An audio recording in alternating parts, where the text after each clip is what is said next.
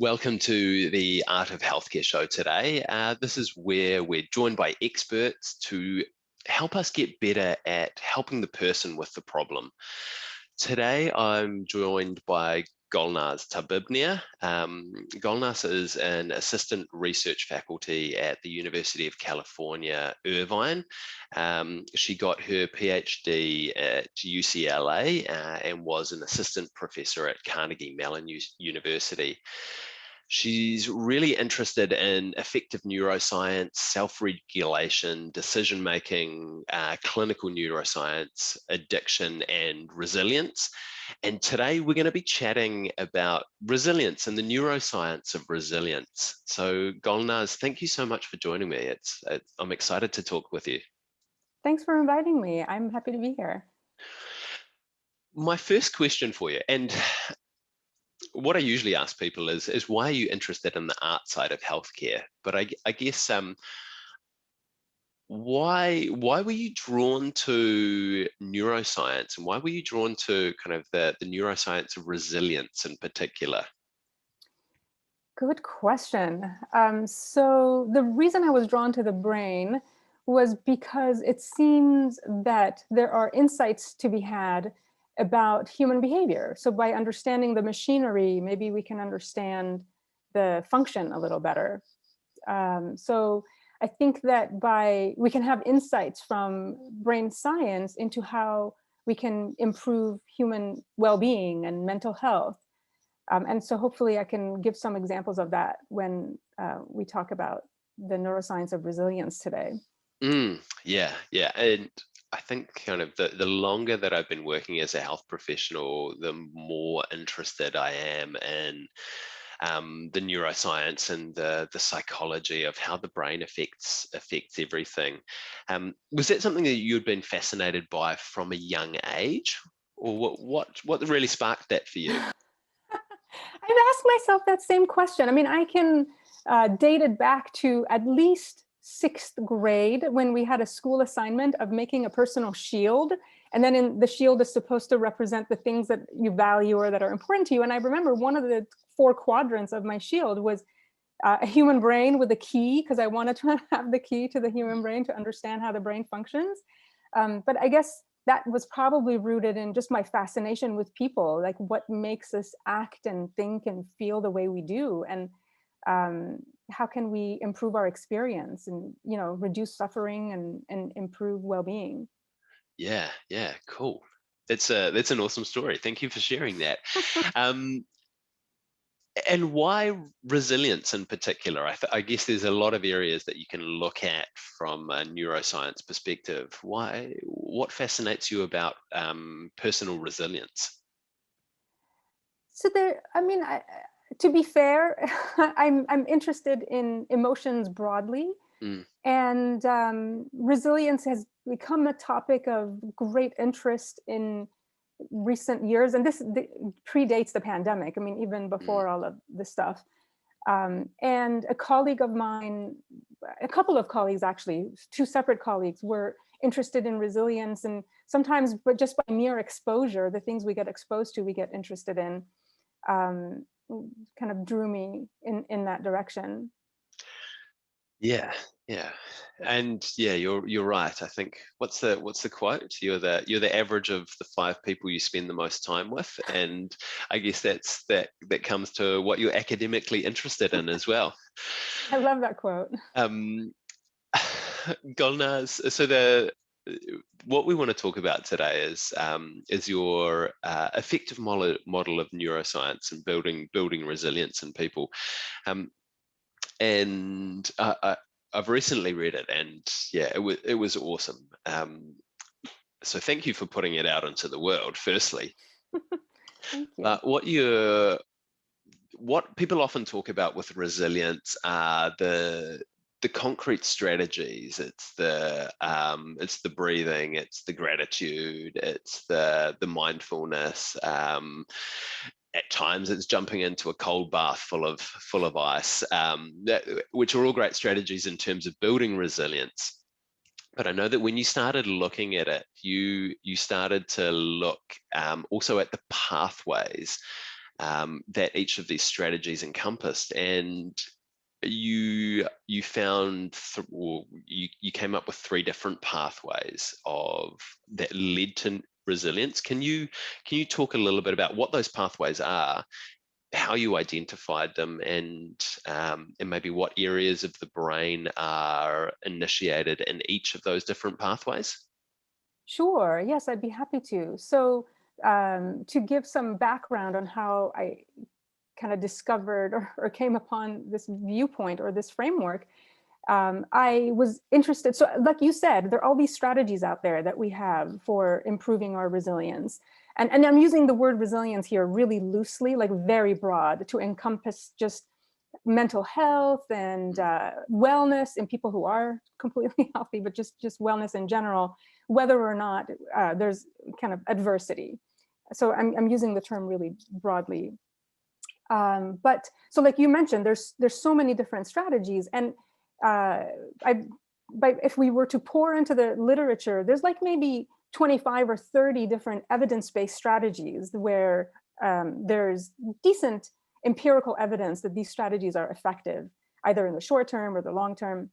And then of these strategies, of all the strategies that we have, about 25 to 30 of them have been studied from a neuroscience perspective. So we have had the opportunity to scan people's brains while they engage in these strategies, or immediately after they've engaged in it, or something like that. So we have had the opportunity to study the neural mechanism that underlies the implementation of these strategies. And so I was curious if, by looking at the neuroscience of all these different strategies, if we might happen upon some pattern, or maybe find some common underlying pathways. Like, what is the least common pathway? What are the really key components that help us get to resilience? And so in doing so, like you said, it kind of became obvious. It just popped out at me. Like, I didn't go into it with a theory. I just was curious. I was looking into the data, existing data, and this pattern popped out at me, where there seemed to be 3 neural pathways. So all these 30 different strategies activate at least one of these pathways. And so I'll just go over them one by one and maybe give a couple of examples of each. So the most common and the most well-known pathway that people have probably heard of is what I like to call the distress pathway. So our networks in the brain and body for dealing with stress and other negative experiences. And so the area of the brain that is most well known for processing negative emotions, like fear in particular, is the amygdala. And so whenever we're in a stressful situation, activity in the amygdala goes up, and then the amygdala recruits our various stress responses, our fight or flight, autonomic response. So that's our like sympathetic and parasympathetic nervous system, which is pretty fast. The amygdala can also recruit our slower hormonal system. So that's the chemicals that get released into the bloodstream. So that's a little bit slower, but we have a stress response that goes through that pathway. So this distress pathway that I'm talking about refers to the amygdala and the fight or flight system and the hormonal stress system. It's called the hypothalamic pituitary adrenal axis, or the HPA axis, for your listeners who are in this line of work. So whenever these networks are overly active, in general, so overactivity in these networks is associated with poor well-being. So with some mental illness outcomes like depression or anxiety. So mood and anxiety disorders in particular are associated with heightened activity in this network. And then conversely, medications that reduce hyperactivity or reduce activity in these networks tend to reduce these kinds of symptoms. So the good news is we have non-pharmaceutical interventions at our fingertips that help us reduce the activity here. And so these are the strategies that I talk about in the reducing the negative pathway, down regulating the negative pathway. And examples of these are, so obvious ones are like cognitive behavioral therapy, exposure therapy. These therapies not only reduce hyperactivity in the distress network, but they also amp up activity in the prefrontal cortex. So the part of our brain that helps us control our feelings and our actions and the regions that we need for regulating our stress. Other strategies in this category, I guess I'll mention the one big one. It's called cognitive reappraisal, or reframing. So I'll explain that in a second, but this is known as kind of one of the most effective emotion regulation strategies we have. And so the idea there is that you reinterpret a negative experience in a way that makes it less emotional. So for instance, maybe we get a negative review from a supervisor or from our patients. And one way to interpret that is, oh, I was terrible in the way that I handled that situation. Or some people catastrophize and go even a step further, and they say, oh, I must be a terrible practitioner, or I'm no good. But there are alternative ways of interpreting or framing this same experience, which make it less aversive to us, less stressful. So for instance, that same experience could be reinterpreted as, maybe the patient was having a bad day, or maybe, I didn't do the best that I could in that particular circumstance because of the circumstance I was in, or something like that. There's other ways of reframing as well that maybe I'll come back to when I talk about the other pathways, because it kind of all ties in.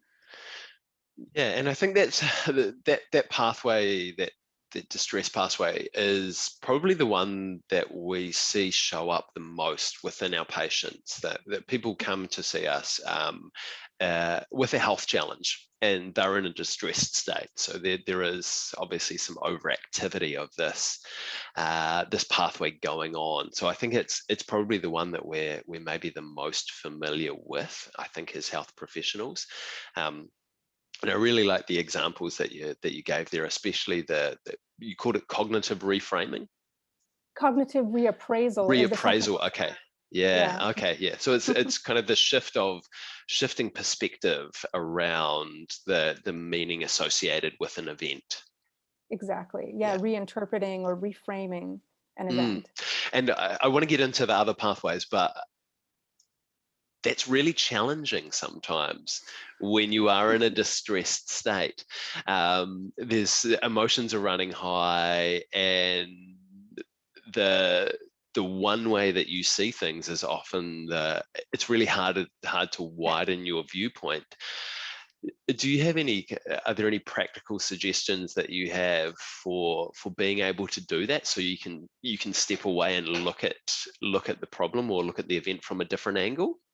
Absolutely. Yeah. And I'm glad you brought up this really important point about how when we are under stress, it's really hard to get out of that state and think in a different way.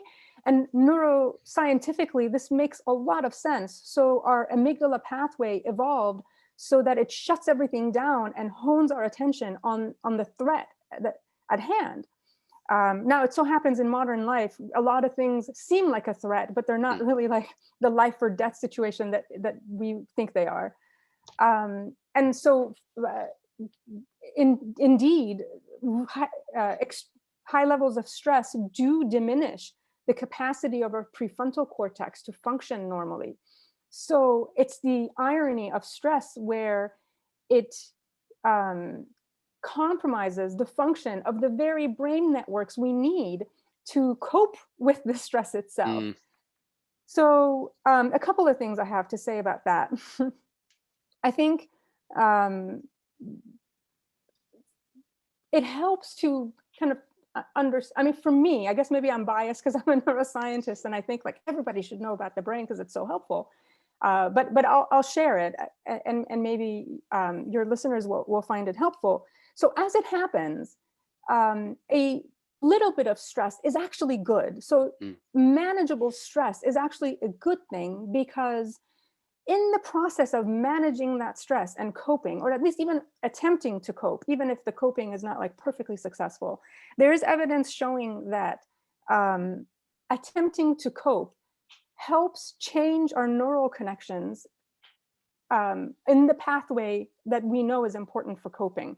So those prefrontal neurons that we know are important for coping, and the amygdala, change the way they communicate and they're connected with each other as a result of the coping. So for instance, rats that are given the opportunity to cope with a stressful situation, those rats that attempt to cope show this kind of neuroplasticity in their brain, in the prefrontal cortex and the Mm, amygdala. And importantly, they cope better with subsequent stress, even if that subsequent stress is different from the original stressor that they encountered. So this learned coping skill is transferable. It translates to new circumstances. So I would suggest that when we encounter a stressful situation, we empower ourselves by thinking about it as an opportunity for growth, as an mm. opportunity for strengthening those coping neurons or those coping connections in the brain. This is something I tell myself, like when there's something difficult or overwhelming happens, I tell myself, okay, like, we're going to get through this, and getting through it. It's like what doesn't kill you makes you stronger. It is true. There's lots of evidence supporting that claim. Yeah, and I think also, like, as individuals and kind of probably for ourselves as health professionals rather than for our patients, going out and actively seeking out a little bit of stress is really valuable, to proactively strengthen those pathways. And I mean, I think about it like, obviously I'm a physiotherapist, so my background is muscles and tendons and those kind of Mhm. things. So it's just the same as going and lifting weights. So you Yeah. need to put some stress through the muscle so that it adapts and then it gets stronger. And then you also have that carryover effect of, like, I can just do bicep curls in the gym and lift some weights. But also that's kind of helpful for me when I pick up my 3-year-old son. And it's going to be more helpful for me as he gets bigger and older. Yeah. So there's carryover effect, and I guess the kind of the concepts that a lot of people that come in and see us are familiar with is like, okay, I need to put a bit of stress on my body so I get stronger. Um, they're less open to thinking about, okay, I need to put a little bit of stress on my brain so that gets stronger as well. Absolutely, yeah. So you get this like added benefit of acquiring another factor that we know boosts resilience in this pathway, and it's what psychologists call self-efficacy, which is Mm, basically self-confidence, like believing that you can cope. So as you amass evidence that yes, you can cope, like if you remind yourself that you have been through difficult times before, you can do it. Like that boosts your confidence that you can cope. So having self-efficacy, having confidence that you can cope, can help you cope better as well. mm. Golnaz, was there anything else you want to bring up on this pathway before we jump onto the next one? I think it's a good time. Maybe I'll just say that this idea of stress making you stronger, it's called stress inoculation, in case people want Mm, to kind of look up the literature on there. There's a really interesting, rich literature on stress inoculation. mm. Cool. I've just written that down so I can go and look it up afterwards. All right. So It's like pathway. a vaccine. I guess the idea is it's like a vaccine. Like Mm, a little bit of it, a little bit of the virus helps you build up uh, resistance or resilience towards the big thing. So a little bit of it makes you stronger. Sorry. yeah, and actually, maybe on that point, while we're still looping around here, too much of it for too long is Right. potentially not beneficial. I guess, like from an overtraining perspective with your body, if you're lifting heavy weights or if you're running long distance consistently, you don't have enough recovery time to actually continue to improve. So you start to break down. Is that something that's similar that happens in the I brain as well? Yeah, so that's a more complicated question to answer, but there is truth to that, right? So it does need to be in that kind of sweet zone where too much of it then becomes overwhelming, and then it's counterproductive because then you get Mm. the opposite of self-efficacy. Then it beats you down. It's like, oh, I can't cope anymore. So yeah, there's an So we could art, I probably guess. talk for 4.5 hours on that Yeah, easily. yeah. Okay, cool. Similar concept. It's not quite true, but it's kind of the same. We'll leave it Yeah. there. Yeah. Okay. Um, cool. So pathway 2. Can you tell me about Okay, that so one? pathway 1 was down regulating the negative. Pathway 2 is up regulating the positive. So this one involves brain regions that are kind of commonly referred to as the reward networks, or mesostriatal reward networks, or dopaminergic reward networks. So these are brain regions that, among other things, respond to things that are pleasurable or desirable. So if you see a picture of a loved one, neurons or regions in this network get activated. Or chocolate, if you like chocolate, or winning money, that sort of thing. And when this network is hypoactive, so when there's not enough activity in this network, it's associated with anhedonia, which is this lack of interest in things that would otherwise interest you. So it's like related to depression. It's so too little activity in this network is also related with depression and PTSD. Conversely, stimulating neurons in this network helps resolve those symptoms. So it has an antidepressant effect. Of course, again, you want to be in that sweet zone, because stimulating neurons in this network too much can also be maladaptive. So like really addictive drugs hijack this network, and they feel really good, but then it's not adaptive. It makes other things break down. But in terms of strategies that can increase activity in this network, not to the extent of addictive drugs, there's I don't think there's anything other than addictive drugs that get you way up there, which is a good thing, because it would be debilitating. But one huge one is social connectedness. Social support is so important for resilience and well-being. And this goes both ways. It's not just having social support, but also giving it. So generosity activates this network. Compassion and cooperation, being treated fairly, all of these things that help us feel part of a community. Gratitude, being grateful for what we have, activates this network. But other important factors that you actually alluded to earlier, sleep and exercise, they're both huge, not only for physical health, but also for mental health and well-being, and also for prefrontal and cognitive functions that are important for coping. So all of those strategies that we talked about in the previous network, many of them require the prefrontal cortex to function properly. And so sleep and exercise help you strengthen those capabilities. Yeah, I can attest to that. I've got 2 little kids, and sleep is fleeting at times, and and I can always tell the day is that my prefrontal cortex isn't firing quite as well, because I'm never quite sure what I've said to someone.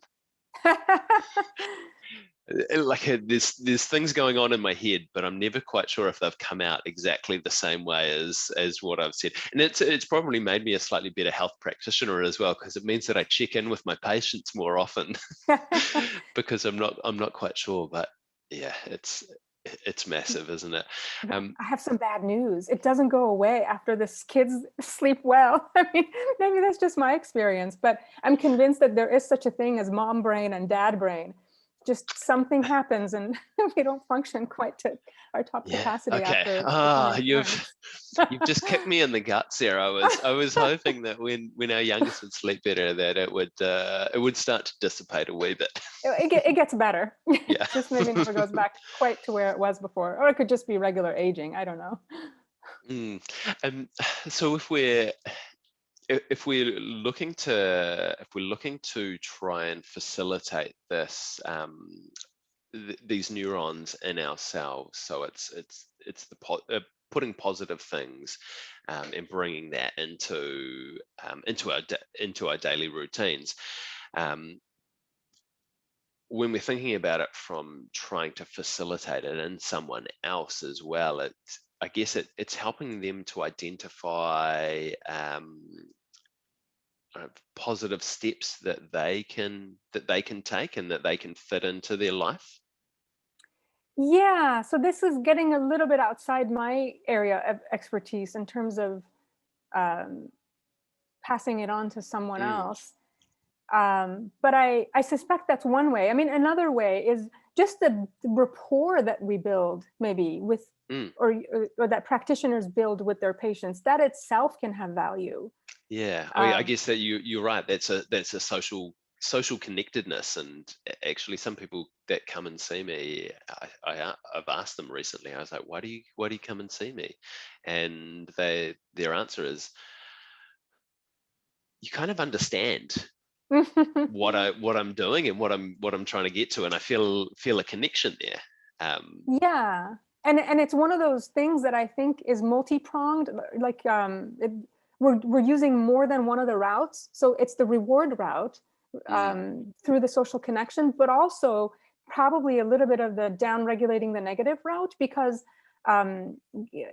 it's very similar to emotion disclosure. So this is another one of those strategies we have that down regulate the negative.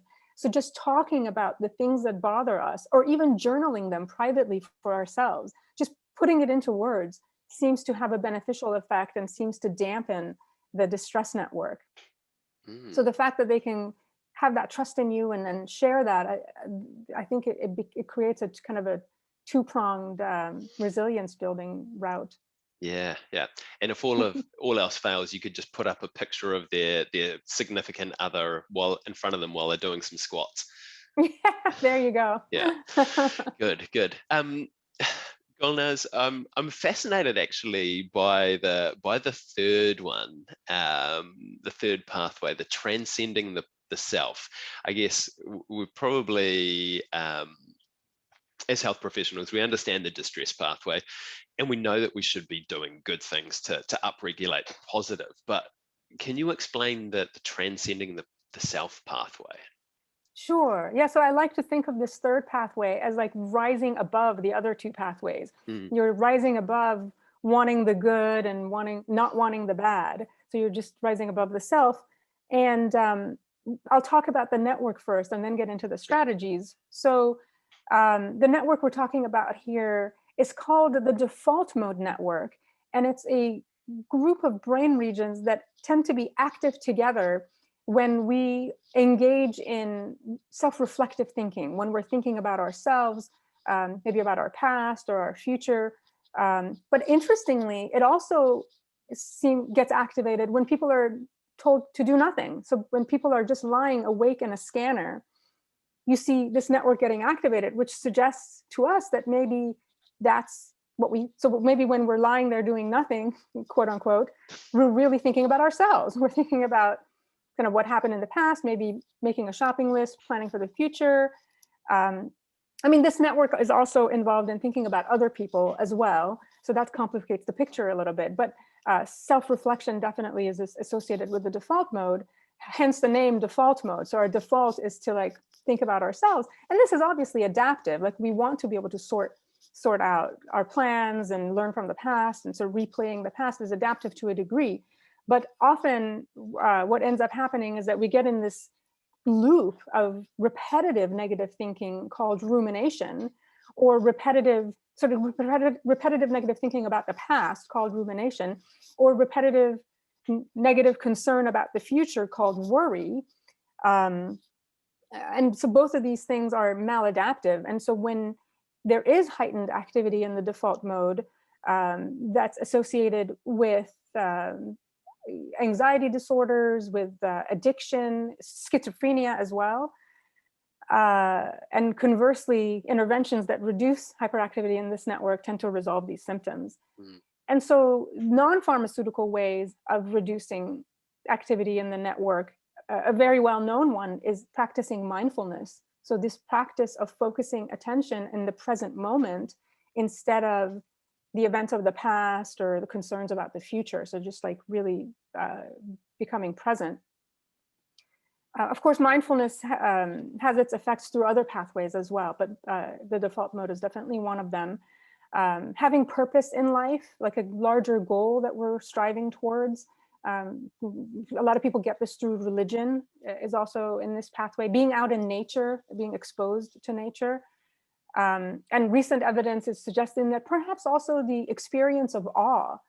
So this mm. feeling of experiencing something larger than ourselves, or something so grand that it's beyond comprehension, For instance, witnessing childbirth, or witnessing a magnificent work of art, or one of my favorites, contemplating the vastness of the cosmos. Mm, These things that kind of lift you out of your own head and help you see the larger picture. And it has an effect of diminishing yourself, but generally in a good way. mm. Maybe I'll Yeah. pause there, since I know Yeah, we're yeah. I short was on taking time the a little bit rubbish out here. the I was taking the rubbish out the other night, and I was coming back down. I just looked up at the stars, and it was one of those moments of awe. It was, holy shit, there's so much out there. I'm so tiny, but in Yeah, a and good then your way. problems, Yeah, become tiny too. And yeah, yeah. And I think it's uh,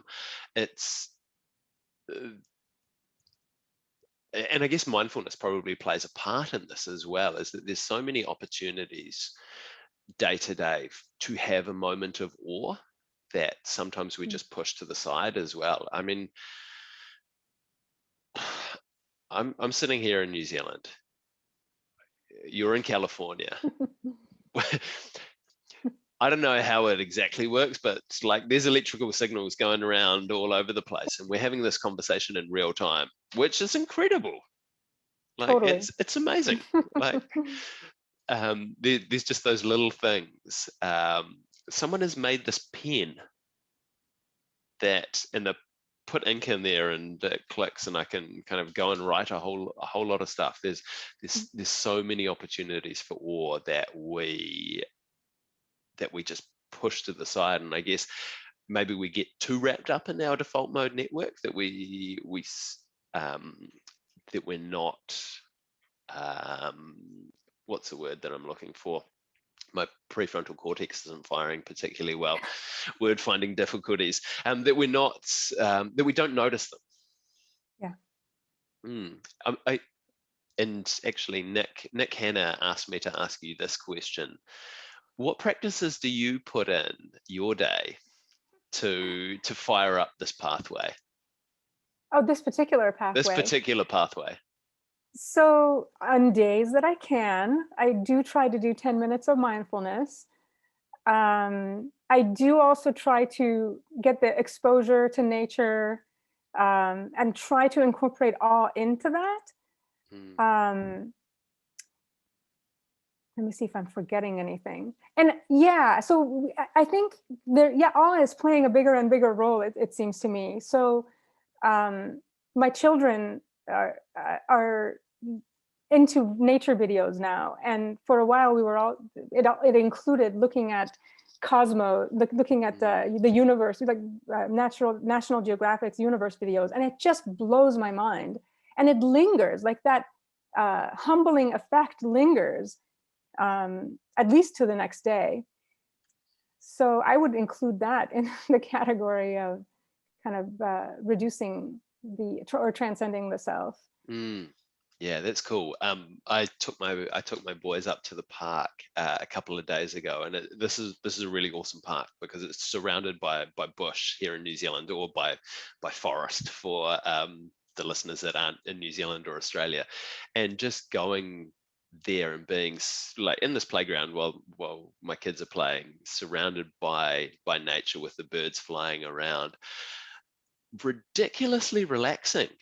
I just felt like, I don't know, I felt like someone had put like a really comfy blanket over me at the time, and I just felt safe and relaxed. And the carryover effect after that was Yeah. really, really cool as well. Um, May I add one more mm, to that? I think a lot of listeners might identify with this one. So being in a state of flow is another way to reduce to transcend the self. So that's the being in a state of flow. It refers to this experience that some of us probably have had, many of us have had, where you're engaged in a task that requires a lot of skill. The task is challenging, but it so happens that the challenge and the skill are kind of a right fit for each other. So the skill and the challenge are at the same level, so that you're neither bored nor are you overwhelmed by how difficult it is. So it's just in that right zone where you're focused, and people describe kind of losing a sense of themselves, losing a sense of time, and they're just in the flow. They're in the moment. So for those of us who practice things that we're passionate about, that we're skilled at. So for instance, if we play a musical instrument, I think that's one way to get there. Or if we are an athlete, a skilled athlete, and we engage in that, that's another way to Even if get you're there. not a skilled athlete, like I've Yeah. had moments of flow playing sport before as well. Yeah.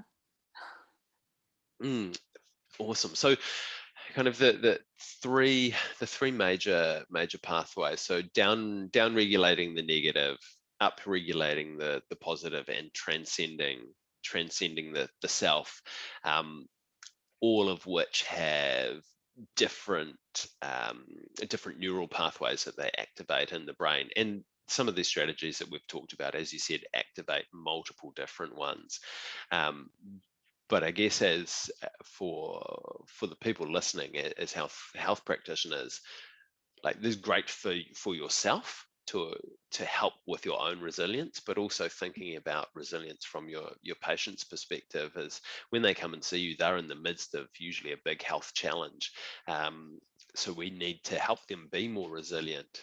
So I guess that like having these three different areas are that kind of levers that we can think about pulling is, okay, what does this person need? Do we need that to down regulate the negative a little bit? Can we up regulate the positive? And can we give them an opportunity for awe that's maybe not related to the problem that they've got at the moment, but can we get them to go and do their exercises while they're looking at a sunset, for example, Yeah. or Yeah. or go and go for a walk with their friends along the waterfront.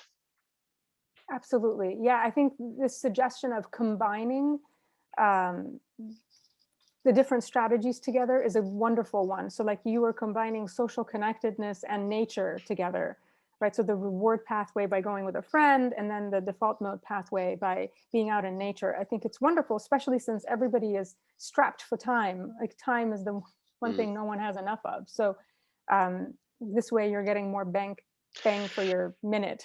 Yeah. That lack of time definitely upregulates the negative, I think, for me anyway. Um, Yep. Golnaz, did you have anything else that you wanted to add before we sign off? No, I think we covered all the major points.